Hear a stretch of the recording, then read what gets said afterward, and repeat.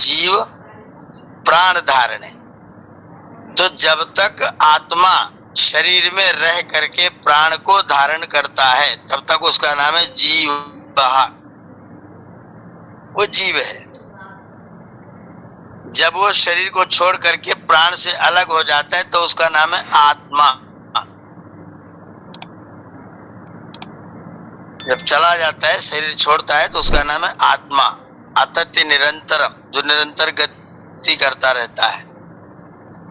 और जब शरीर में प्राण धारण करता है तो वो जीव है। तो जो आत्मा शरीर में है उन दोनों को मिला करके हम लोग कह देते हैं जीवात्मा। अगर शरीर वाले को कहेंगे तो जीवा, और बिना शरीर वाले को कहेंगे तो आत्मा, और दोनों को मिला देंगे तो हम कहेंगे जीवात्मा। मतलब कुल मिला के एक ही चीज है। आचार्य जी जीव का लिखवाना आत्मा और मुनि जी।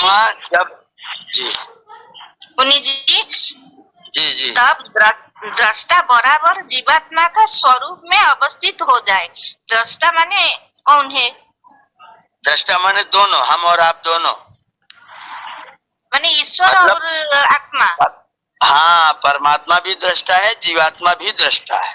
हाँ, तो जीवात्मा के स्वरूप में अवस्थित हो जाता है। माने जीवात्मा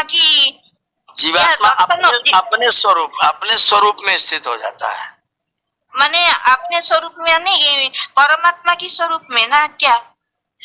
जीवात्मा अपने स्वरूप में स्थित हो जाता है, जो उसका सही रूप है उसमें स्थित हो जाता है। सही रूप क्या है मुनि जी? चेतना होना। चेतना होना, चेतन होना जी, चेतन होना। उसका अपना रूप है सच्चित जी, सत और चित, सदा विद्यमान रहने वाला और चेतन। जी, ओ जी जी। और दूसरे अर्थ में वो जीवात्मा जो सच्चित है वो सच्चिदानंद में स्थित हो जाता है। हाँ, यानी ईश्वर में स्थित हो जाता है। जी। यह जीव का मतलब प्राण है। जीव प्राण धारण करने वाला वही आत्मा जो प्राण को धारण करता है वो जीव है। हाँ हाँ जी। तो जीव का आचार्य जी कुछ स्वरूप है, कुछ नहीं है। ओम जीव का स्वरूप सच्चित है। जीव का स्वरूप सच्चित है, सत और चित। मतलब ऐसा नहीं जैसे एटम की तरह या किसी तरह। धन्यवाद। लंबा कुछ, उसको सुनिए, उसकी उपमा, उसकी तुलना किसी भी भौतिक पदार्थ से नहीं कर सकते। किसी भी एटम पेटम चाहे कुछ भी हो, किसी भी भौतिक पदार्थ से आप उसकी तुलना नहीं कर सकते। इसका मतलब वो पावर है, कोई शक्ति है। हाँ, शक्ति रूप है वो। पीछे चिति शक्ति रूप है, पुरुष है। पुरुष जो है चिति शक्ति है, चेतना शक्ति है। जो शरीर में आ जाती है तो जीवात्मा हो जाती है। हाँ, जब तक प्राण के साथ रहेगा, जीव प्राण धारण है, जब तक प्राण धारण करेगा तब तक जीवात्मा है। प्राण छोड़ते ही, शरीर छोड़ते ही आत्मा रह जाएगा। अब उसकी गति भी नियंत्रित रहेगी, जैसे ईश्वर शरीर जो कार्य करेगा वैसे वो करेगी। हाँ, अगर शरीर में रहेगा तो फिर शरीर के साधन के साथ ही फिर गति करेगा। अब ऐसे विचरण शरीर छूट जाएगा फिर ईश्वर की प्रेरणा से गति करेगा।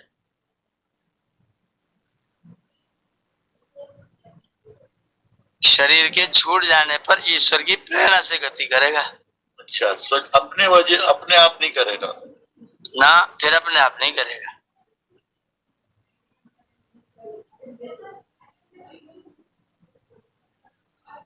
जी, ठक्कर साहब हाथ उठाए हुए हैं। ओम गुरु जी, मेरा प्रश्न ये है कि ये निरुद्ध अवस्था में जब जीव आता है तो उस वक्त वो खुद को जानता है कि परमेश्वर को जानता है कि दोनों को जानता है? दोनों को जानता है, खुद को और खुदा को, दोनों को जानता है।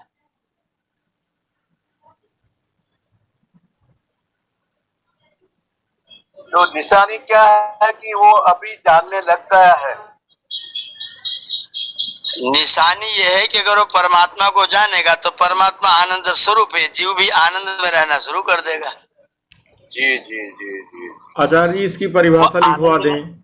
जीव किसकी? जीव, प्राण, आत्मा, जीवात्मा। हाँ, जीवा की लिखिए, जीवा।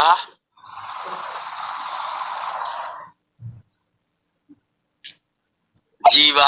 एक मिनट मैं करूँ इसका, तदादृष्टु स्वरूपावस्थान का हो गया क्या पूरा? हाँ, दोनों अर्थ हो गए ना। मतलब इतना और कुछ लिखाना नहीं है ना अपन को? अभी वो व्यास भाष्य का अर्थ लिखाना है। तो मैं ये करूँ बीच बीच में जो अपन ये चीज लिख देंगे तो इनको एक तरफ हाशिए पे लिखें जो कुछ लिखवा रहे हैं, क्योंकि इसमें ही घुसेड़ देंगे तो फिर थोड़ा सा व्यवधान नहीं हो जाएगा। हाँ, तो लिख लीजिए इनका, पहले व्यास का भाष्य फिर उसको लिख लेंगे। हाँ, मतलब जो है इनको इसकी तारतम्यता खत्म हो जाएगी। या तो ऐसे लिखा, व्यास जी के भाष्य को लिख लीजिए पहले, एक ही लाइन तो छोटा सा भाष्य है। रूप प्रतिष्ठा तदानी। व्यास भाष्य में स्वरूप प्रतिष्ठा, स्वरूप प्रतिष्ठा माने अपने रूप में प्रतिष्ठा।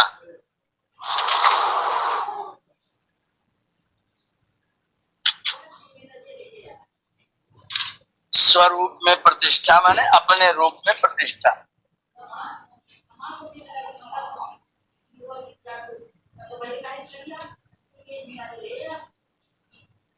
तदानीम, तदानीम माने एकाग्र और निरुद्ध अवस्था में या चित्त की वृत्तियों का निरोध हो जाने पर तदानीम। एक मिनट आ जाइए, ये मतलब व्यास भाष्य के मतलब जो है शब्दार्थ है ना। हाँ जी, हाँ जी। स्वरूप प्रतिष्ठा क्या लिखा है? अपने रूप में प्रतिष्ठा।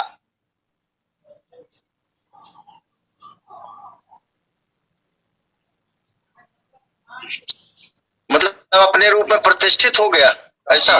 जी जी।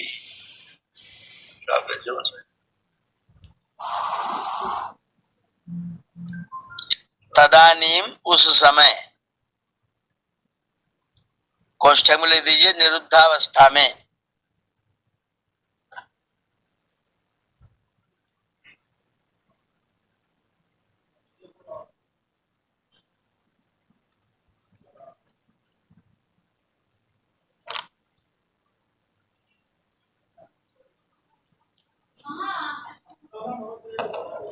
फोन आ रहा है, पूछो दो बात की के लिए, बाद में बात करते हैं। आज 2-3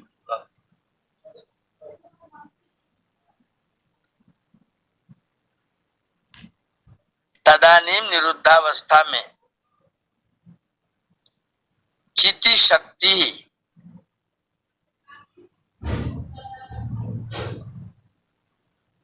चित्ती शक्ति माने चेतना शक्ति, जीवात्मा।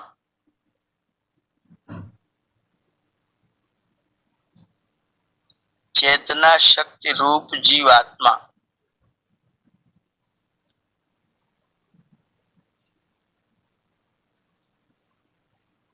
यथा माने जैसे,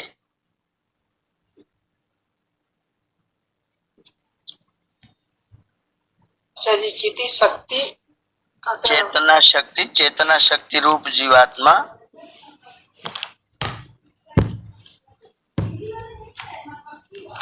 यथा माने जैसे,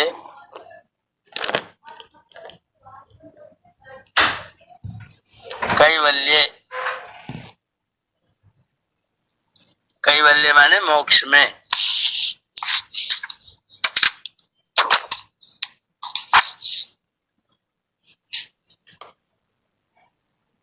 कैवल्य मोक्ष में।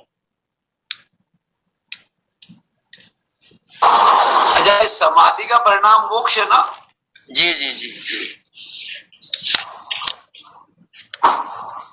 बोले तदानी का क्या अर्थ बताया था? तदानी माने उस समय। जी धन्यवाद। उस समय माने निरुद्धावस्था में।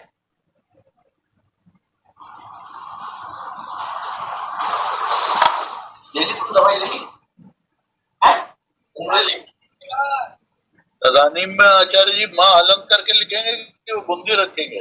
माँ हलन। पूरी हो।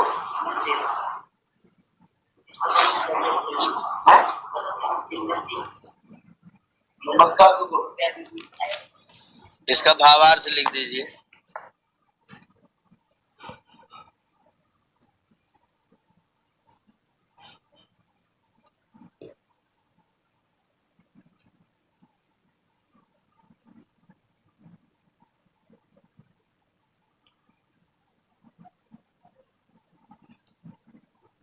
इस सूत्र में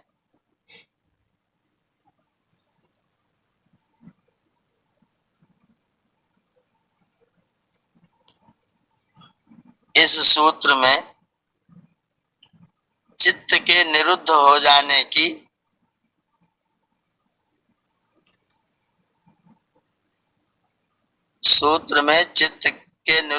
जाने की स्थिति का वर्णन है।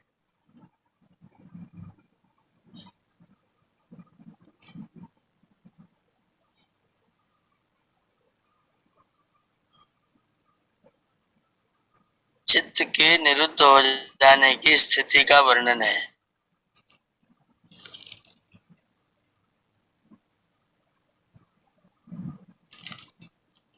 चित्त की निरुद्धावस्था में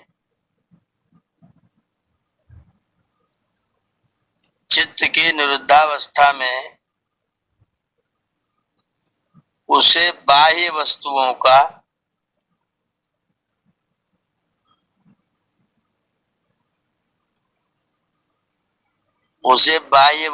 का भान नहीं रहता।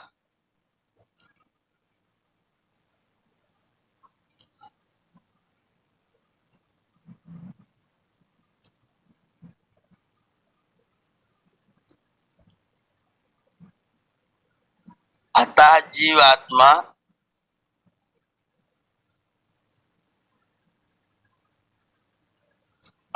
जीवात्मा अपने स्वरूप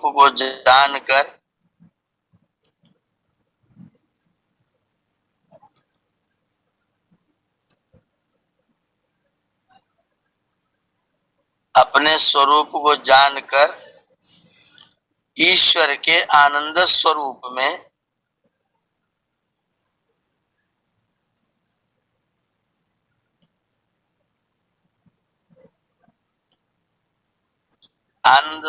में ऐसे ही अवस्थित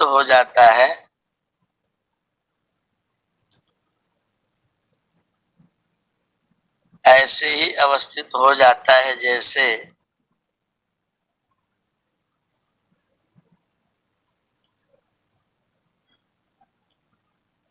मुक्ति की अवस्था में होता है।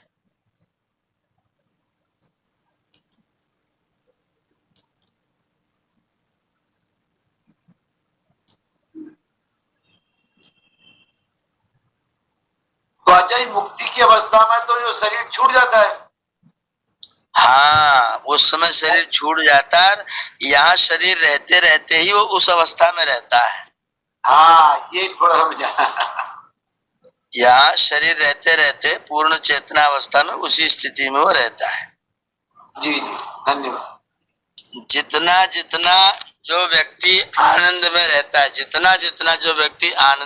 है, जान लीजिए उतना उतना वो ईश्वर की निकटता में है।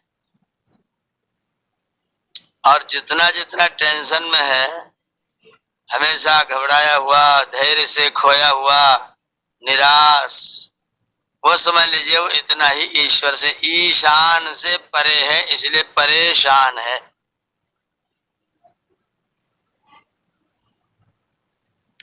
हम लोग किस श्रेणी में हैं? जी, पुष्पलता बहन जी कुछ कह रही हैं। आचार्य जी, अवस्थित मतलब रहना आचार्य वो परिभाषा रहना, जैसे रहना बहुत थोड़ा साधारण हो जाता है, अवस्थित में और ज्यादा गहराई से, थोड़ा और गहराई में रहता है, सामान्य से थोड़ा विशेष स्थिति में रहता है। ओम आचार्य जी, वो परिभाषा आचार्य जी लिखवा दीजिए। ये हो गया ना जी। ये भावार्थ इसका पूर्ण हुआ। आचार्य जी ईशान शब्द का क्या अर्थ रहेगा?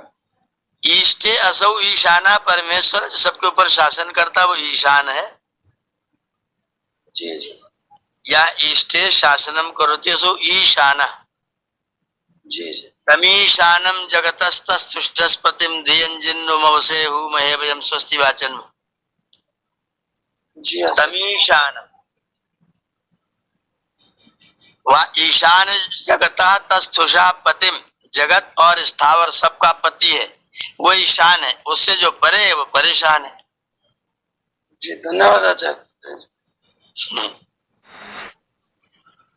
मुनि जी ये जो भोज वृत्ति है ये इसमें कुछ अलग कुछ ना बताया हुआ है उन्होंने? क्या लिखा है? नहीं नहीं मेरे को नहीं पता, मैं तो देख रहा हूँ कि मेरी पुस्तक में भोज वृत्ति भी है, तो मैंने कहा उसके अंदर कुछ उन्होंने भोज वृत्ति का आप भी बता पाएंगे कि क्या फर्क है? हमारी पुस्तक में भोज वृत्ति नहीं, अगर होती तो मुझ पर जरूर चिंतन करता। वैसे मैंने उसको पढ़ा है एक बार। जी जी भोज वृत्ति को मैंने बहुत दिन पहले जब हम लोग टंकारा में थे उस समय मैंने भोज वृत्ति को पढ़ा था, प्रूफ रीडिंग किया था एक पुस्तक छपते समय। तो व्यास और भोज में बहुत ज्यादा कोई विशेष अंतर नहीं है। अच्छा अच्छा अच्छा। केवल दो लोगों ने अपने अपने तरीके से सूत्रों का व्याख्यान किया है, कोई विशेष भेद नहीं, दोनों एक दूसरे से मिलते जुलते हैं। अच्छा बराबर ही है। हाँ कुछ थोड़ा अब नया जैसे आप लिखेंगे मैं लिखूंगा, थोड़ा कुछ तो भेद रहेगा। जी जी बिल्कुल। कुछ नया मिलेगा तो दो तीन लोगों को विचार होगा तो और कुछ नया मिलेगा, लेकिन कोई विशेष भेद नहीं है। व्यास जी को पढ़ने के बाद फिर सूत्र पूरा हो जाता है। अच्छा आचार्य जी जो सतीश आर्य की जो पुस्तक है, जब तक जीवात्मा शरीर में रहता हुआ प्राण के आलंबन से रहता है,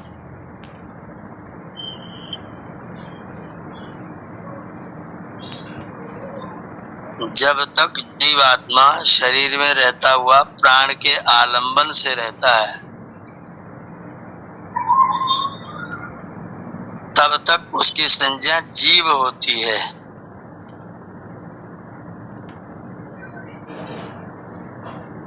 तब तक उसकी संज्ञा जीव होती है। आत्मा जब वह शरीर से पृथक होता है